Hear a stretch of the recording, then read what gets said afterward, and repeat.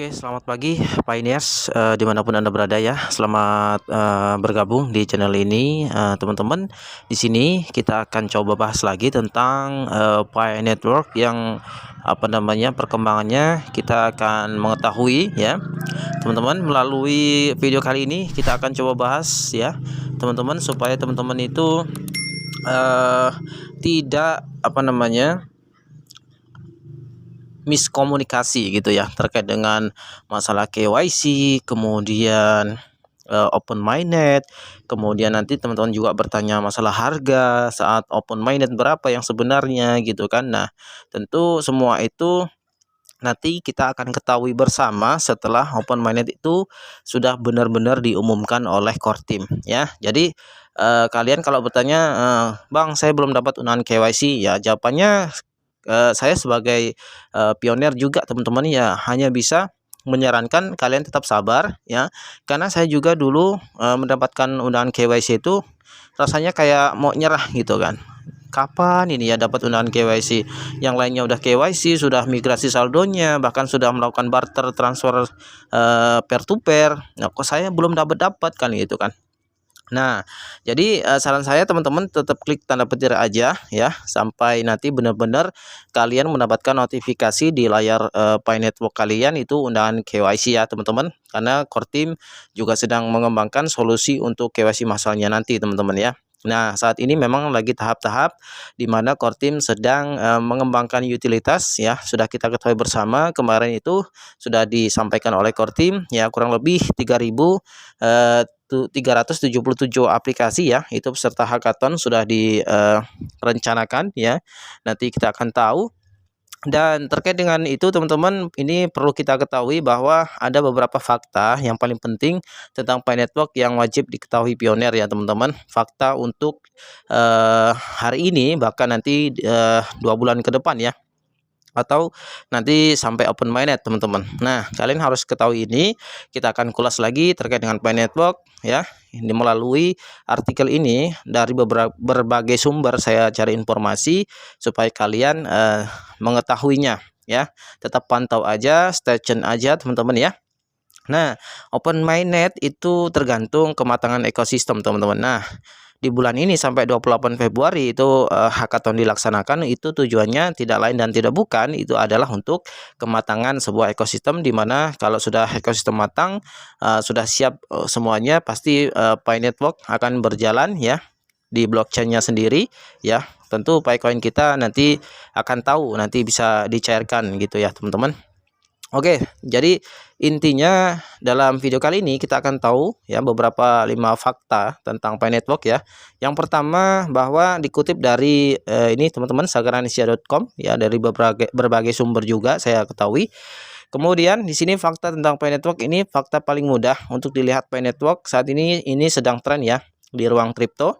Inisiatif mobile mining yang didirikan oleh dua akademi, Universitas Stanford, Universitas Stanford, Nicholas Kokalis dan Cheng Diavan, telah meningkatkan harapan banyak penggemar decentralized finance atau DeFi ya. Nah, dengan mengizinkan pionir menambang mata uang Pi asli secara bebas, ada optimisme bahwa jaringan tersebut akan mengumpulkan jutawan dalam waktu dekat. Namun protokolnya tetap berada di mainnet tertutupnya ya, membangun kerangka kerjanya untuk peluncuran mainnet terbuka. Saat ini memang masih dalam fase mainnet tertutup ya, atau enclosed mainnet, teman-teman. Nah, sementara masih menunggu peluncuran mainnet terbuka, dikutip dari BSJ News, ada 5 fakta teratas tentang Pi Network untuk mengatasi kebingungan di antara pionir dalam industri DeFi ya, atau decentralized finance ya, teman-teman. Yang pertama, faktanya adalah, yang pertama ini adalah mata uang asli Pi adalah koin ya, teman-teman, bukan mata uang ya. Jadi Pi Network itu ya koin gitu kan, koin kripto ya.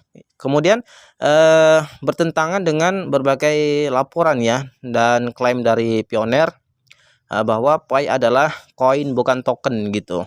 Nah, ini bertentangan. Ini karena protokol tersebut memiliki blockchain Pi aslinya, seperti jaringan BNB Chain dan Ethereum. Blockchain Pi didukung oleh Picoin. Token berada di blockchain yang ada, sementara koin dibangun di blockchainnya. Jadi jelas ya, untuk Pi Network ini punya blockchain tersendiri ya, bukan numpang di blockchainnya Ethereum atau Bitcoin gitu ya. Kemudian yang kedua faktanya adalah Pi belum bisa diperdagangkan ya. Karena di bulan-bulan kemarin itu banyak sekali exchanger yang sudah melisting ya daripada Picoin dengan harga yang cukup fantastis juga di Atlantis Exchange ya. Itu sempat tembus ke $30.000 satu Pi-nya gitu. Nah, itu ilegal, itu bukan koin dari jaringan Pi Network yang sebenarnya, itu adalah koin IO ya, IOU ya, atau semacam duplikat gitu ya. Itu bukan belum dibuka lah jaringan terbuka ya untuk jaringan Pi Network-nya. Kemudian pada tanggal 6 Januari ya, BSC News itu melaporkan ada tanggapan Pi Network terhadap daftar Pi yang tidak sah di Centralized Exchange atau CEX ya. Protokol mendesak pengguna untuk menghindari pembelian koin di bursa apapun karena Pi Network masih dalam mainnet tertutup ya. Ya itu dia. Karena Pi Network berada di mainnet tertutup, Pi tidak dapat diperdagangkan di DEX atau CEX ya manapun. Perdagangan hanya dimungkinkan setelah mainnet terbuka ditayangkan ya. Kembali lagi, kalau sudah open mainnet ya tentu sudah bisa diperdagangkan di bursa kripto ya.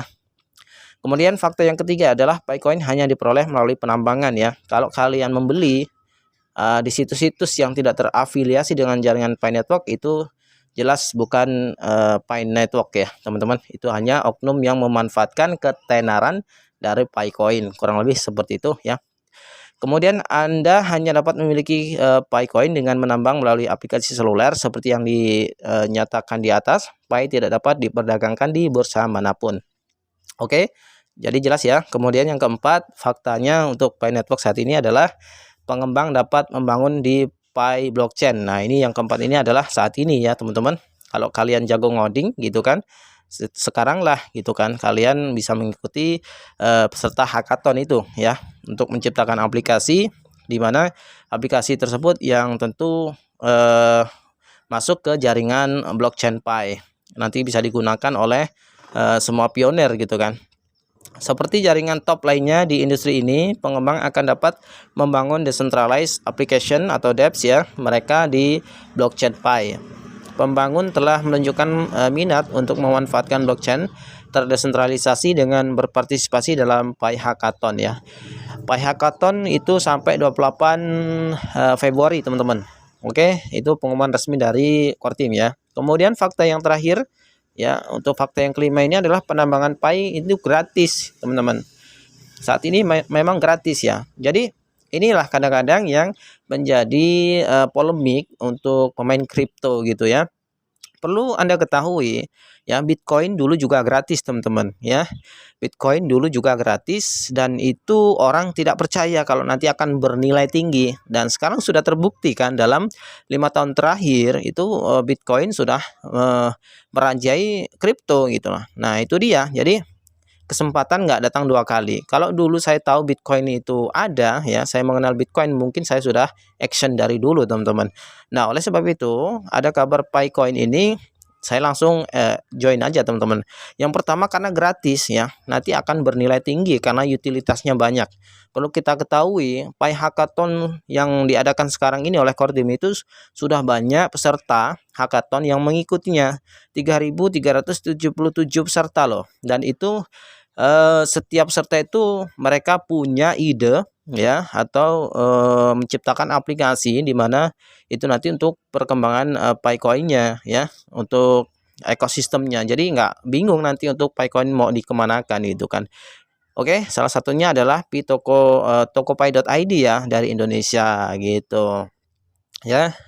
Kemudian menambang Pi tidak dikenal biaya ya. Pengguna yang tertarik hanya perlu mengunduh aplikasi di iOS atau Android ya untuk mulai menambang cryptocurrency. Pi masih dalam mainnet terlampir, berfokus pada KYC massal dan pembangunan ekosistem ya. Acara hackathon adalah bagian dari pembangunan ekosistem, mengundang tim dan pengembang untuk menampilkan ide mereka di blockchain. Untuk KYC, Core Team Pi terus berupaya memperluas solusi yang didukung oleh otomatisasi mesin dan verifikasi manusia ke basis penggunanya yang besar ya.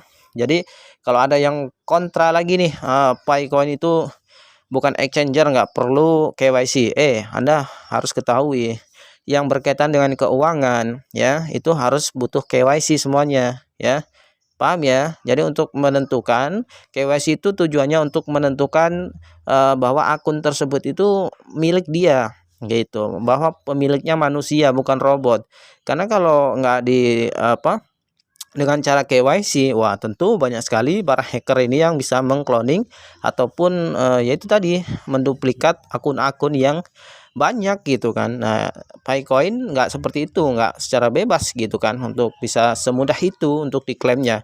Kalau kalian ingin menambang Picoin gratis ya kalian harus download aplikasi Pi Browser. Nah, gitu ya teman-teman ya.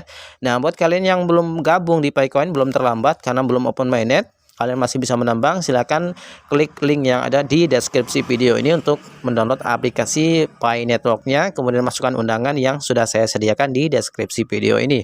Dan kalian juga jangan lupa untuk mendownload Pi Browser-nya, karena di Pi Browser itulah dompet kalian hasil dari penambangannya nanti akan ditransfer. Oke, mungkin segitu dulu ya teman-teman. Tetap semangat dan optimisme selalu kita kembangkan untuk kesuksesan Pi Network. Terima kasih, thanks for watching and see you next video. Assalamualaikum warahmatullahi wabarakatuh.